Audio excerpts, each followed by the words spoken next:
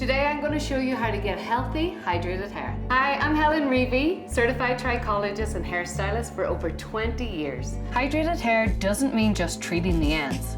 Real change starts at the root. This system supports the scalp, softens strands, and locks in lasting moisture. Start with the shampoo. It gently cleanses while hydrating the scalp. This is the first step to maintaining your scalp's natural moisture barrier. Emulsify in your hands first, then work from the nape up. I recommend 2 cleanses, one to reset the scalp and one to hydrate the scalp. Unlike traditional hydrating shampoos that focus on the hair alone, this cleanse targets the scalp first. The blend of ptilocin and hyaluronic acid delivers hydration at multiple levels for both immediate comfort and long-term hair health.